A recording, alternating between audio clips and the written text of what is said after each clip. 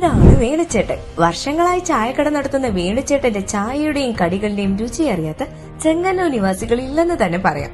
അതിന് പ്രധാന കാരണം ഇവയ്ക്കൊപ്പം വേണുചേട്ടൻ നൽകുന്ന സ്നേഹം കൂടിയാണ്. ഈ അടുത്ത കാലത്തായി ചായക്കടയിലേക്ക് എത്തുന്നവരോട് വളരെ ആവേശത്തോടെ ചില കാര്യങ്ങൾ നമ്മുടെ വേണുചേട്ടൻ പറയുന്നുണ്ട്.